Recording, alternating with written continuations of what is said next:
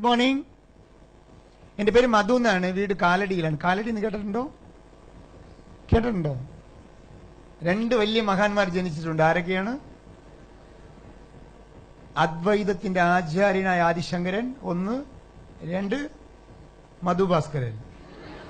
To great people. Okay. കാലടിയിലാണ് ജനിച്ചത്. 19 കൊല്ലമായി പരിശീലന മേഖലയിലുണ്ട്, ട്രെയിനിങ് ഫീൽഡിലുണ്ട്. ട്രെയിനിങ് ചെയ്യാൻ ഒറ്റ വിശ്വാസമാണ്. കാരണം ആ വിശ്വാസത്തിനെതിരെ സംഭവിച്ചിട്ടില്ല, സംഭവിക്കാൻ സാധ്യതയുമില്ല. എന്താണ് വിശ്വാസം എന്ന് പറഞ്ഞാൽ, നിങ്ങളൊരു നോളജബിൾ പേഴ്സൺ ആണെങ്കിൽ നിങ്ങൾക്ക് ലോകത്ത് എന്തിനെക്കുറിച്ച് വേണമെങ്കിലും പ്രവചിക്കാം. ഉദാഹരണം, ഈ ലൈറ്റ് ഇങ്ങനെ കത്തു, ഈ മൈക്കിന് ചില കുഴപ്പമുണ്ട്, ഇടയ്ക്ക് ശബ്ദം ഉണ്ടാക്കും, ഇങ്ങനെയൊക്കെ എന്തിനെക്കുറിച്ച് വേണമെങ്കിലും നിങ്ങൾക്ക് പറയാം. ഇല്ലെങ്കിൽ ഈ വാച്ച് ഇങ്ങനെയൊക്കെ വർക്ക് ചെയ്യൂ, ഇങ്ങനെ എന്തിനെക്കുറിച്ച് വേണമെങ്കിലും നിങ്ങൾക്ക് പ്രവചിക്കാം. പക്ഷെ ഒരിക്കലും പ്രവചിക്കാൻ പറ്റാത്ത, അങ്ങനെ പ്രവചിച്ചാൽ തെറ്റിപ്പോകുന്ന ഒറ്റ സാധനമേ ലോകത്തുള്ളൂ. അതേതാന്ന് പറയാൻ പറ്റുമോ? ഏതാണ്? മനുഷ്യന്മാരാണ്. മനുഷ്യനെ കുറിച്ച് പറയുന്ന പ്രവചനങ്ങളെല്ലാം തെറ്റും. നിനക്ക് ഇത്രയേ പറ്റുള്ളൂ, നീ ഒന്നും നന്നാവില്ലെന്ന് ആര് പറഞ്ഞാലും തെറ്റും. കാരണം അപാരമായ സാധ്യതയുള്ളവനാണ് മനുഷ്യൻ.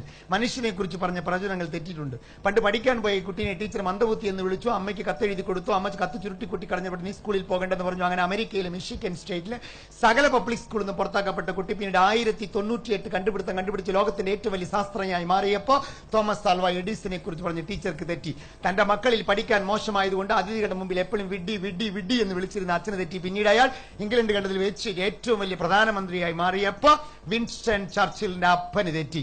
പഠിക്കാൻ മോശമായതുകൊണ്ട് നാട് വിട്ടുപോയി. യമനിൽ ജോലി കിട്ടി. ജോലി രാജിവെച്ച് വീട്ടിൽ വന്ന് 4 ആളുകളെയും 4 മെഷീൻ വെച്ച് ഗുജറാത്തിന്റെ കുഗ്രാമത്തിൽ ഒരു സ്ഥാപനം തുടങ്ങിയപ്പോൾ അധ്യാപകനായ അച്ഛൻ പറഞ്ഞു, പൊട്ടനായി പോയല്ലേ എന്റെ പുള്ളാന്ന്.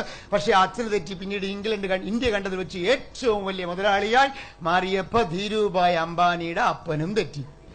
ഇങ്ങനെ മനുഷ്യനെ കുറിച്ച് പറയുന്ന പ്രവചനങ്ങൾ തെറ്റും. കാരണം ഒട്ടുക്കത്തെ കപ്പാസിറ്റിയാണ് ഈ സാധനത്തിന്.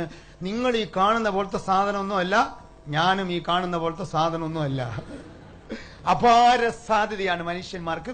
പക്ഷെ ലോകത്തിന് ഏറ്റവും വലിയ ട്രാജഡി ഏതാണെന്ന് എന്നോട് ചോദിച്ചാൽ, ഭീകരപ്രവർത്തനമാണോ? ലോകത്തിന് ഏറ്റവും വലിയ ട്രാജഡി പട്ടിണിയാണോ എന്നൊക്കെ ചോദിച്ചാൽ അതൊന്നുമല്ല. ലോകത്തിന് ഏറ്റവും വലിയ ട്രാജഡി ഈ അപാരമായ സാധ്യതയെ മനുഷ്യൻ കണ്ടെത്താതെ മരിക്കുന്നു എന്നതാണ്. ആ പാപം ഒരിക്കലും ചെയ്യരുത്. നിങ്ങളുടെ ഉള്ളിൽ കിടക്കുന്ന പൊട്ടൻഷ്യൽ എക്സ്പ്ലോർ ചെയ്ത് പുറത്തെടുക്കണം. അത് നിങ്ങൾക്കും നിങ്ങളുടെ കുടുംബത്തിനും ഈ സമൂഹത്തിനും ഗുണകരമായി ഉപയോഗിക്കുമ്പോഴാണ് ദൈവത്തിന് ഇഷ്ടപ്പെട്ടവരായി മാറുക. അമ്പലത്തിലും പള്ളിയിലും എപ്പോഴും പോകുന്നത് കൊണ്ട് അവൻ ദൈവവിശ്വാസിയാകുമെന്ന് വിശ്വാസം എനിക്കില്ല. ദൈവം തന്ന ഈ അപാരമായ സാധ്യതകളെ നിങ്ങൾ എന്ന് പുറത്തെടുക്കാൻ തുടങ്ങുന്നുവോ അന്ന് ലോകം നിങ്ങളെ ആരാധിക്കാൻ തുടങ്ങും. ഇപ്പൊ നമ്മളിവിടെ കാണാൻ പോകുന്ന കാര്യങ്ങളെല്ലാം നിങ്ങളുടെ ജീവിതത്തിൽ നിങ്ങൾ സ്ഥിരം ചെയ്യുന്ന കാര്യങ്ങളെ വ്യത്യസ്തമായ ഒരു കണ്ണോടുകൂടി കാണാൻ കഴിയുമോ? ജീവിതം എങ്ങനെ നമുക്ക് കുറച്ചുകൂടി നന്നായി ജീവിക്കാൻ പറ്റുമോ എന്നാണ്. എത്ര വേണമെങ്കിലും വളരാൻ. കേട്ടോ, ഞാൻ ഒരു സെന്റൻസ് പറയാം, വളരെ കെയർഫുള്ളായിട്ട് ശ്രദ്ധിക്കണം. ഈ സെന്റൻസ് പിന്നീട് ഞാൻ ഉപയോഗിക്കും. അപ്പൊ അതിന്റെ കോണ്ടെക്സ്റ്റ് നിങ്ങൾക്ക് മനസ്സിലാവും. Life is A super market. ജീവിതം ഒരു സൂപ്പർ മാർക്കറ്റ് പോലെയാണ്. ആവശ്യമുള്ള സാധനം വാങ്ങലാണ് ജീവിതം, കിട്ടുന്ന സാധനം വാങ്ങലല്ല ജീവിതം. ഇവിടുത്തെ ബഹുഭൂരിപക്ഷവും കിട്ടുന്ന സാധനം വാങ്ങുന്നവരാണ്, ആവശ്യമുള്ള സാധനം വാങ്ങലല്ല. ഒരു ട്രെയിനായി ഒരു ചോദ്യം ചോദിച്ചിട്ട് ഉത്തരം പറയൂ എന്ന് പറഞ്ഞിട്ടും ഈ 300 പേരിൽ 3 പേര് മാത്രം ശ്രമിക്കുന്നു, ബാക്കി 297 പേര് ശ്രമിക്കുന്നില്ല. എന്തുകൊണ്ട് ഉത്തരം പറയാൻ ശ്രമിക്കുന്നില്ല? പേടി. എന്ത് പേടി? സ്റ്റേജിൽ വേണ്ട, അവിടെ നിന്ന് പറഞ്ഞാൽ മതിയായിരുന്നു. എന്ത് പേടി? എന്ത് പേടി? വേഗം പറയൂ. അല്ല, ഞാൻ സ്റ്റേജിൽ വരണ്ട, അവിടെ നിന്ന് പറഞ്ഞാൽ മതി. പക്ഷെ പറയുന്നില്ല. എന്തുകൊണ്ട്? പറയുന്ന ഉത്തരം വെരി ഗുഡ്. നോക്കൂ, ഞാനൊരു ചോദ്യം ചോദിച്ച് നിങ്ങൾ ഉത്തരം പറയുമ്പോൾ 2 സാധ്യതയാണുള്ളത്. ശ്രദ്ധിച്ചു കേൾക്കണം. ഞാനൊരു ചോദ്യം ചോദിച്ചിട്ട് നിങ്ങൾ ഉത്തരം പറയുമ്പോൾ 2 സാധ്യതയാണുള്ളത്. സാധ്യത 1 ഉത്തരം ശരിയാവാനുള്ളത്, സാധ്യത 2 ഉത്തരം തെറ്റാവാനുള്ളത്. പക്ഷെ ലോകത്താരും പറയുന്ന ഉത്തരം ശരിയാകുമോ എന്ന് പേടിക്കില്ല. അയ്യോ, പറഞ്ഞ ഉത്തരം ശരിയായ എന്താവും? അപ്പൊ പേടി അതല്ല. പിന്നെ എന്താണ് പേടി? തെറ്റിപ്പോകുമോ എന്ന പേടി. നോക്കൂ, ലോകത്തെ ഏറ്റവും വൃത്തികെട്ട പേടികളിൽ ഒന്നാണ് തെറ്റുമോ എന്ന പേടി, ഫിയർ ഓഫ് മിസ്റ്റേക്ക്. ആളുകൾ രക്ഷപ്പെടാത്തതിന് 2 കാരണങ്ങൾ പ്രധാനമായി സൈക്കോളജിസ്റ്റുകൾ പറയുന്നു. 1 തെറ്റിപ്പോകുമോ എന്ന പേടി, ഫിയർ ഓഫ് മിസ്റ്റേക്ക്. 2 തോറ്റുപോകുമോ എന്ന പേടി, ഫിയർ ഓഫ് ഫെയിലിയർ. ആളുകൾ എന്താ ഒരു കാര്യം ചെയ്യാത്തത്? പൊളിഞ്ഞാലോ? പൊട്ട പേടിയാണത്. ഞാൻ ചോദിക്കട്ടെ, ഉത്തരമേ പറഞ്ഞിട്ടില്ല, അതിനു മുമ്പേ ആലോചിക്കാണ് ഉത്തരം തെറ്റിയാണ്. നിങ്ങൾ ബസ് സ്റ്റോപ്പിൽ നിൽക്കാണ്, ഒരു ബസ് വരാണ്, ഈ ബസ് ഇടിച്ചാലോ? ബസ്സിൽ കയറുവോ? റെയിൽവേ സ്റ്റേഷനിലേക്ക് ട്രെയിൻ വരാണ്, പാളം തെറ്റുവോ? ട്രെയിനിൽ കയറുവോ? അതേപോലെ ഉത്തരമേ പറഞ്ഞിട്ടില്ല, അതിനു മുമ്പേ ആലോചിക്കാണ് തെറ്റിയാ എന്ത് ചെയ്യും? എന്തുകൊണ്ട് ഈ നെഗറ്റീവ് വശം കാണുന്നത്, പോസിറ്റീവ് വശം കാണാത്ത എന്തുകൊണ്ടാണ്? ഇന്ന് വരെ ലോകത്ത് പരാജയപ്പെടാതെ തെറ്റാതെ വിജയിച്ച ഒരാളുടെ പേര് പറയൂ. നിങ്ങൾ പറയുന്ന ഉത്തരം ശരിയാണെങ്കിൽ എന്റെ ട്രെയിനിങ് പ്രൊഫഷൻ ഇവിടെ വെച്ച് ഞാൻ അവസാനിപ്പിക്കാം. ചരിത്രത്തിൽ ഉണ്ടാവില്ല. ഞാനൊക്കെ ഒരുപാട് മിസ്റ്റേക്ക് ചെയ്ത ആളാണ്, ഒരുപാട് മിസ്റ്റേക്ക് ചെയ്തുകൊണ്ടിരിക്കുന്ന ആളാണ്. ജീവിതത്തിൽ ഒരുപാട് ഇടങ്ങളിൽ ഞാൻ പരാജയപ്പെട്ടിട്ടുമുണ്ട്. കേരളത്തിലെ ഏറ്റവും വലിയ ശാപം എന്തെന്ന് ചോദിച്ചാൽ, കേരളത്തിന് വളരെ മഹത്തരമായ ഒരു സംസ്ഥാനം എന്ന് പറയുമെങ്കിലും ചില കാര്യങ്ങൾ എനിക്ക് വളരെ പരിഭവമുള്ള ആളാണ്. രാഷ്ട്രീയ പ്രഭുത്വതയിൽ മുൻപന്തിയിൽ നിൽക്കുന്ന കേരളം, വിദ്യാഭ്യാസ മേഖലയിൽ മുൻപന്തിയിൽ നിൽക്കുന്ന കേരളം, ആരോഗ്യ മേഖലയിൽ മുൻപന്തിയിൽ നിൽക്കുന്ന കേരളം എന്നൊക്കെ അവകാശപ്പെടാമെങ്കിലും നമുക്ക് ദാരുണമായ ഒരുപാട് പ്രശ്നങ്ങളുണ്ട് എന്ന് നിങ്ങൾ മനസ്സിലാക്കണം. ലോകത്ത് ഇന്ത്യയിൽ ഇത്രയും ആത്മഹത്യ ചെയ്യുന്ന ജനതയുള്ള ഒരു സംസ്ഥാനമില്ല എന്നതാണ് ഏറ്റവും വേദനാജനകമായ. മൃഗങ്ങൾക്കുള്ള ബോധം പോലും ഇല്ലാത്ത ജനത എന്നാണ് ഞാൻ പറയാ. മൃഗങ്ങൾക്ക് ബോധമില്ലാത്ത. മെയ് മാസം 15-ാം തീയതി വരുമ്പോൾ പേടിയാ. നമുക്ക് SSLC റിസൾട്ട് വരും, 3-4 കുട്ടികൾ ആത്മഹത്യ ചെയ്യും. പേടിയാണ് റിസൾട്ട് വരരുതെന്ന്. ഒരു പരീക്ഷ തോക്കുന്നത് കൊണ്ട് ആത്മഹത്യ ചെയ്യാനുള്ളതാണോ ജീവിതം? മൃഗങ്ങൾക്കുള്ള ബോധം വേണ്ടേ? ഒരു മുയൽ ഓടി, പിന്നീട് ഒരു പുലി ഓടിച്ചു, കിട്ടിയില്ലെങ്കിൽ പുലി എന്ത് ചെയ്യും?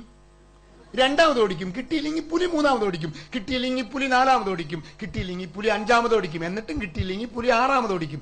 ഇന്ന് വരെ ഒരു പുലിയും ഫാനിൽ കയറി കെട്ടി തൂങ്ങി മരിച്ചിട്ടില്ല. മലയാളി മരിക്കും, മലയാളി മരിക്കും. ആത്മഹത്യ ചെയ്യാനുള്ളതാണ് ജീവിതം. ജീവിതം പൊരുതാനുള്ളതല്ലേ? ജീവിതം പൊരുതാനുള്ളതല്ലേ? ജീവിതം ഒരു പൊരുതാനുള്ളത്. ലോകത്തെ വലിയ വലിയ ആളുകൾ നമ്മളിൽ 3 വയസ്സിൽ പോളിയോ ബാധിച്ച പെൺകുട്ടീനെ അമ്മ കയ്യിൽ പൊക്കിക്കൊണ്ടുപോയി ഡോക്ടറോട് ചോദിക്കാണ്, എന്റെ മകൾ പോളിയോ ബാധിച്ച് തളർന്നുപോയി, അവളെ ഒന്ന് രക്ഷപ്പെടുത്തി തരണമെന്ന് നോക്കുമ്പോൾ ഡോക്ടർ പരിശോധിച്ചിട്ട് പറയാണ് ഈ കുട്ടി ഒരിക്കലും നടക്കില്ലെന്ന്. അങ്ങനെ വീട്ടിൽ കൊണ്ടുപോയി ഇട്ട കുട്ടി 9-ാമത്തെ വയസ്സിൽ അമ്മയോട് പറയണ എനിക്ക് നടക്കണം, കോല് വെട്ടിത്താ എന്ന്.